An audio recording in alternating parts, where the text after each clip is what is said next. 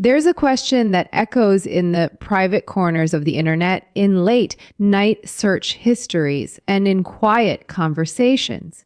It's a question surrounded by myths, anxiety, and a ton of misinformation. What really happens to your body, specifically your prostate, if you masturbate every single day? The whispers you've heard online might suggest it's dangerous, that it can cause damage, inflammation, or worse. The fear-mongering is real. But what does the actual science say? Well, I'm going to tell you the truth today, and I promise you the answer is genuinely shocking, and it is almost certainly not what you have been led to believe. Stick with me because you won't want to miss this. To truly understand the shocking reality, we first need to get acquainted with the key player here, the prostate gland itself. So, what is it? Put simply, the prostate is a small walnut-sized gland that's part of the male reproductive system. Its main job is to produce the fluid that nourishes and transports sperm, what we know as semen. It sits just below the bladder and in front of the rectum. For such a small gland, it plays a massive role in a man's health, especially as he gets older. And because it's so important, it's also the source of a lot of anxiety. You've probably heard the claims, the myths that circulate in locker rooms and on internet forums, that frequent masturbation can wear out the prostate, that it can lead to chronic inflammation, a condition known as prostatitis, or the one thing men fear most, that it could somehow increase your risk of prostate cancer. These fears are understandable. Prostate cancer is one of the most common cancers among men. So anything that might affect that risk is taken very seriously. For decades, these fears went largely unchallenged, chalked up to old wives' tales or moral warnings disguised as health advice. But then researchers at one of the most prestigious universities in the world decided to stop guessing. They decided to put the myths to the test with a massive, long-term scientific study. And what they found didn't just challenge the myths, it blew them out of the water completely. It changed the entire conversation about masturbation and prostate health forever. So, what is this shocking secret? What did the science finally reveal? The landmark study I'm talking about comes from a place you've definitely heard of, Harvard University, specifically the Harvard Thon School of Public Health. And this wasn't some small-time survey. They followed nearly 32,000 men for almost 2 decades, meticulously tracking their lifestyles and health outcomes. One of the key data points they looked at was ejaculation frequency. When they analyzed the data, the results were stunning. They were the very definition of "you won't believe it, here it is." The study found that men who reported a higher frequency of ejaculation had a significantly lower risk of developing prostate cancer. Let me say that again because it bears repeating. More frequent ejaculation was linked to a lower risk of prostate cancer. The numbers were specific and significant. Men who ejaculated 21 or more times per month had up to a 33% lower risk of getting prostate cancer compared to men who ejaculated only 4 to 7 times per month. This finding is a complete opposite of the old fears. Far from being harmful, the evidence pointed to a powerful protective effect. This wasn't a fluke. The results have been supported by other research, including a major Australian study that found a similar protective link. So the big question is why? How could something so simple have such a profound impact on the health of the prostate gland? Scientists have a few leading theories, and they all make a lot of sense. The first and most popular one is often called the prostate stagnation hypothesis. Think of your prostate's ducts as tiny pipes. The theory suggests that regular ejaculation helps to flush out these pipes. This process clears away old cells, built-up secretions, and potentially harmful substances or carcinogens before they have a chance to linger, cause inflammation, and potentially trigger the cellular changes that lead to cancer. It's essentially a natural cleansing mechanism. The second theory revolves around cellular health. Every time a cell divides, there's a tiny chance of a genetic error, a mutation that could lead to cancer. The hypothesis here is that frequent ejaculation promotes a healthier cycle of cellular turnover. It encourages the prostate to replace old, potentially damaged cells with new, healthy ones, more efficiently reducing the opportunity for cancerous cells to take hold and multiply. And a third idea connects to stress and inflammation. We know that chronic inflammation is a major risk factor for many types of cancer.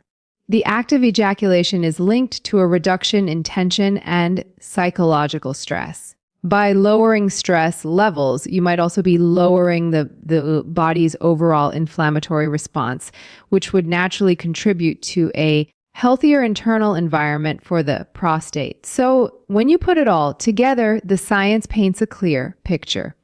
Regular ejaculation, whether from sex with a partner or from masturbation, appears to play a significant role in maintaining a healthy prostate by cleaning out the system, promoting healthy cell turnover, and potentially reducing inflammation.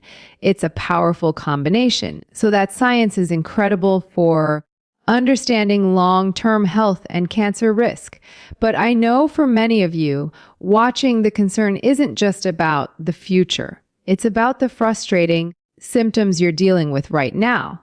I'm talking about waking up multiple times a night, that constant annoying feeling that you can't fully empty your bladder, or a weak stream that's just plain frustrating. If that sounds familiar, I want to pause for just a moment and share something special. There's a fascinating video presentation that reveals a powerful spring water juice based on an unusual Asian remedy that targets the root cause of these very symptoms, what they describe as a hidden prostate clog. It's designed to provide fast relief for those exact issues.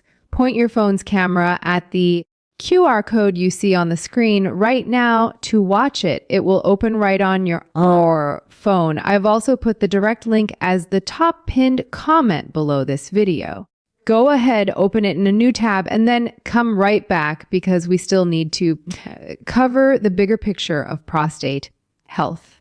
All right, so for the rest of the bigger picture of prostate health, you might be thinking, this is incredible. Is frequent ejaculation a magic bullet, a guaranteed way to prevent prostate cancer? And this is where we need to be responsible and look at the bigger picture. The answer is not exactly. It's crucial to understand that this research shows a very strong correlation, not necessarily a direct one-to-one causation. What does that mean? It means that while the link is powerful, there could be other factors involved. For example, it's possible that men who have a higher ejaculation frequency also tend to have other, healthier lifestyle habits. And that combination is what leads to the reduced risk. The key takeaway is that ejaculation frequency is likely one important piece of a much larger puzzle when it comes to prostate health. It is not a license to ignore everything else. Think of it as one powerful tool in your toolbox, but you need other tools too. What are they? First, diet is critical. Diets rich in fruits, vegetables, and healthy fats are linked to better prostate health. Foods containing lycopene like tomatoes, watermelon, and grapefruit are particularly beneficial. Green tea and foods rich in omega-3 fatty acids like fish are also great additions. Second, exercise. Regular physical activity helps you maintain a healthy weight, which is hugely important. Obesity is a known risk factor for more aggressive forms of prostate cancer. Even 30 minutes of moderate exercise most days of the week can make a huge difference.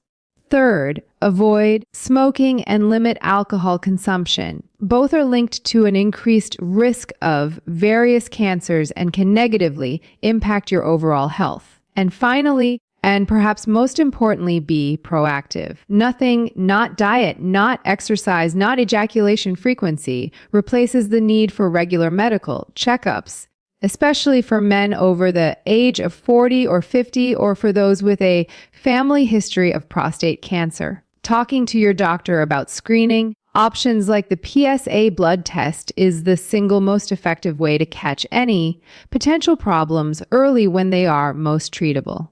So let's circle all the way back to our original shocking question. What does daily masturbation do to your prostate? The unbelievable truth, backed by top-tier science, is that far from being the harmful act that myth and fear have made it out to be, it might actually be one of the simplest, most natural things you can do to contribute to a healthier prostate over the long term. It's not a cure-all. It's not a replacement for a healthy lifestyle and regular doctor visits, but the evidence is compelling. A healthy sex life, which includes masturbation, is a partner, not an enemy, in the fight for long-term prostate health. If you found this video valuable and want more health myths busted with real science, do us a huge favor and hit that like button. It really helps the channel. Make sure you're subscribed and you've clicked the notification bell so you don't miss our next video. And now I want to hear from you. What other men's health myths have you heard that you want us to investigate next? Drop them in the comments below. Stay healthy, stay curious, and I'll see you in the next video.